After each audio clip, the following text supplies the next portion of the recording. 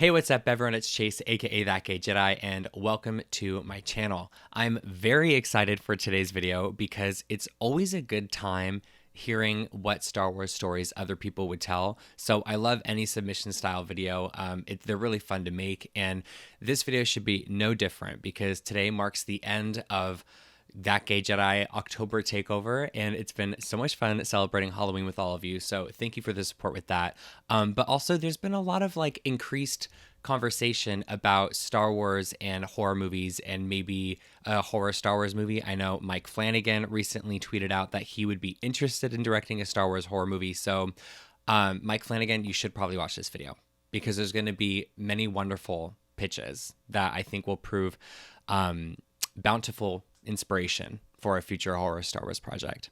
Anyways, thank you so much to everyone who took the time and energy to send me their scary Star Wars stories. It was very fun reading them, and I just can't wait for everyone to hear them. So without further ado, kick back, relax, and get ready to get spooky.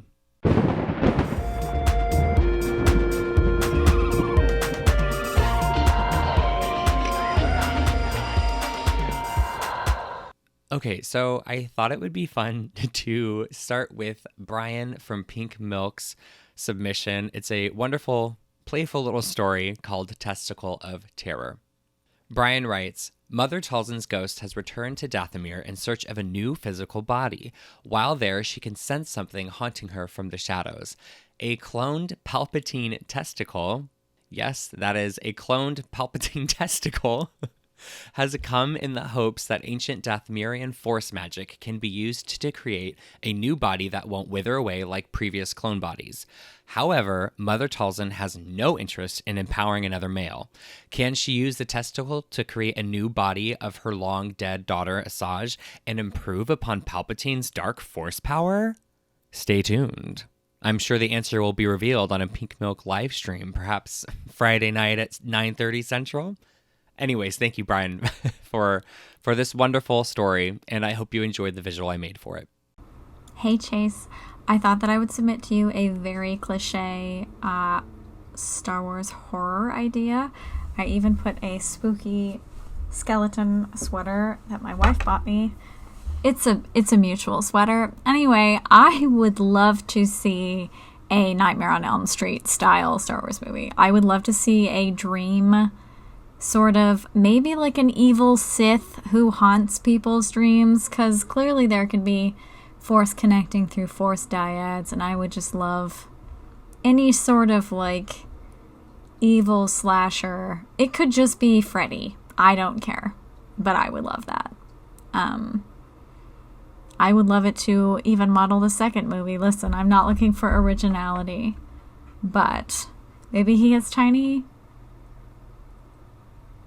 lightsabers on his feet. It sounds silly, but I would love it. I just love every slasher gets to be the most dramatic bitch, and I feel like we don't have enough of those in Star Wars in a concentrated way. You know? I mean, all of the evil bad guys are pretty dramatic, but are they slasher dramatic? No. It's like different types of theater kids, and I want this one specific type. Our next story was submitted by Joey from Krypton to Alderaan, which is an incredible Star Wars / general pop culture podcast. Definitely one of my favorites, and Joey is incredible, so definitely check it out. His story is as follows. For my Star Wars horror pitch, I would tell a story that I've been brainstorming for a while. On a distant planet in the Outer Rim lived a simple farming race. The people of this planet keep to themselves and are able to remain hidden and isolated from the rest of the galaxy. Once a year, when their planet begins to change, they harvest all their crops and hold a big harvest festival. They carve scary faces into gourds, they build ominous-looking figures out of unused and old crop covers and tattered old clothing, figures with scary eyes and broomsticks for swords.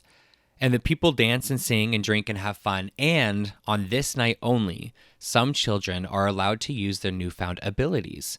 They raise up the gourds and send them spinning around up in the air. They make the figures move and dance and chase some of the other children around. Later that night, when the festivities have ended and children are going to bed, it is tradition for their parents to tell them a particular scary story. It's a story meant to put fear in the children, and it's a story that has kept the people secret and safe. The parents tell the story of the space wizards and what happens to little children who continue to use their abilities. The monsters are always watching, always waiting for the signs. The space wizards will come into their homes in the middle of the night with glowing eyes, sharp teeth, and laser swords. They'll come and they'll take the children silently, without warning. The children won't know until it's too late, and the parents will be powerless to save them. They tell this story as tradition, but also as a warning. The world and its people can remain safe and hidden, but if the children don't behave, and if they continue to use their abilities, the wizards, the monsters from beyond the stars, will find them and take them, never to be seen from again. Ooh. Hey everybody, it's Rebecca, aka Pencil Scratchins. I'm back on this channel, much like Michael Myers or Jason Voorhees or the Backstreet Boys. I just keep coming back. When Chase put out the prompt for a Star Wars horror movie, it was kind of like, for me, that paralyzing effect of infinite choice. I've said that phrase before. That didn't feel new in my mouth. Because literally, my mind started working overdrive. It was like I started thinking about so many things. Because Star Wars really is primed for a spooky environment. Because what's more scary than the endless vastness, black void of space? Is this revealing more about me than previously intended? Perhaps. And I love classic horror movies. I love The Haunting, and I love Ghostwatch. I love all of those. And I think Star Wars could do very nicely with them. But one thing that I'm kind of shocked hasn't been talked about in Star Wars before is cryptids. Where are all our Star Wars cryptids? So let me pitch you a little something. I'm thinking something along the lines of the Lego special that just came out, where maybe it's a camp of Jedi trainees back in the pre-Clone Wars days.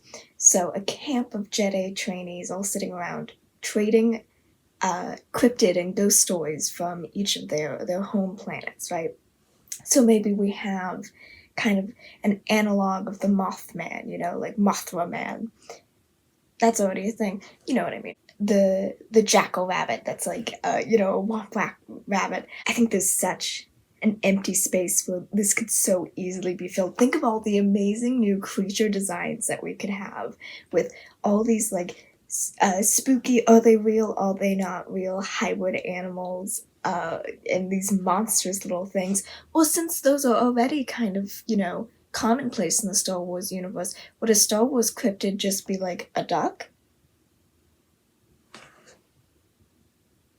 I just made myself have a little bit of a existential crisis there.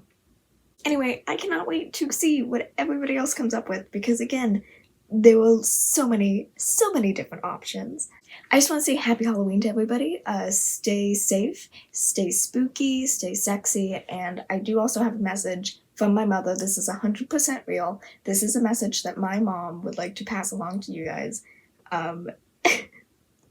She would like to remind you guys that during the Halloween season, the veil that separates our world and the spirit world is at its thinnest, and any wind can clearly blow it asunder. So, take with that what you will. I really dressed up for this video. Got Star Wars pajama pants and a lamb sweater. So, looks like I'm teaching preschool, but I'm about to get fired. Hey everyone, it's me. So a Star Wars horror story I came up with is very much M. Night Shyamalan's The Village, crossed with Halloween, and with some added vibes from Ready or Not. Our story centers around the Night Sisters from Dathomir, because how could I not have that as my setting? And the head of the Night Sisters in this story is named Mother Zenrora. She's very much like Mother Talzin that we all know and love from canon.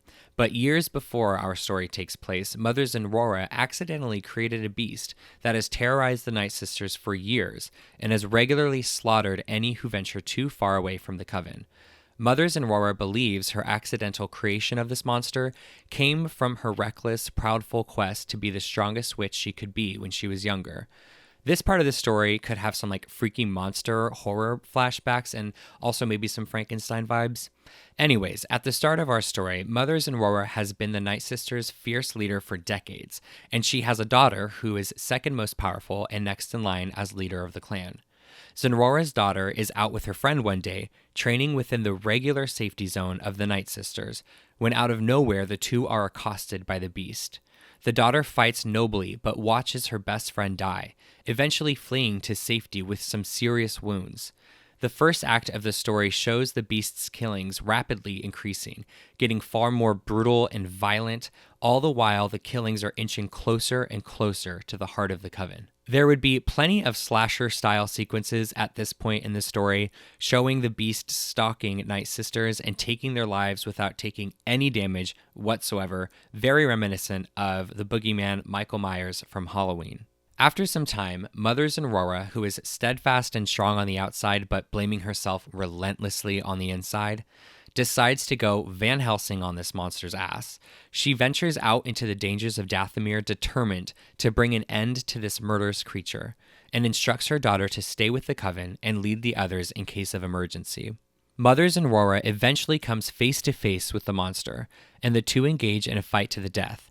During the climax of this fight, Zenrora and the monster become entangled, and she is pinned down by the monster, and finally, getting a closer look at its face, she realizes that this beast isn't a monster of her creation, but a fallen Jedi. Think Terran Malicos from Jedi Fallen Order. He is twice the size of an average humanoid Jedi, twisted and deformed from 10 plus years of slaughtering Night Sisters and taking their magics and life sources for himself. Now, Mothers Aurora's daughter, knowing that her mother couldn't go into this fight alone, had been quietly following Zenrora and jumps in to save her from the evil Force wielder. The two Night Sisters battle it out side by side against this threat and drain him of his stolen power, reclaiming the dignities and legacies of their fallen sisters. In a moment of weakness, Zenrora is slain, her daughter watching. The daughter is able to keep this villain from absorbing Zenrora's magic and life source and immediately goes head to head with him. Obviously, our daughter is in fact the final girl of this story, so she slaughters the fallen Jedi once and for all. And after grieving the loss of her sisters and mother, she becomes the new head Night Sister. And that wraps up this video. Thank you again so much to everyone who submitted their stories, and I hope everyone enjoyed hearing those spooky pitches because they're wonderful. And it hit at the right time. It is Halloween weekend. I hope everyone has a happy and a safe Halloween. And also, don't forget that I have limited edition That Gay Jedi stickers that I made in collaboration with Ashley Gilroy and Bweer and Bweer.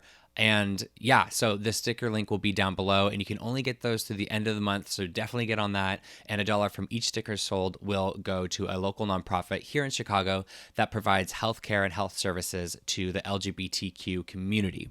If you like this video, please consider giving it a thumbs up and subscribing to the channel. Also, leave a comment down below and let me know if you have any spooky stories. Maybe hearing these gave you some inspiration, or, comment down below what was your favorite or anything that you got to say about these stories. It really helps the channel. And also, I would just like to hear what you guys think.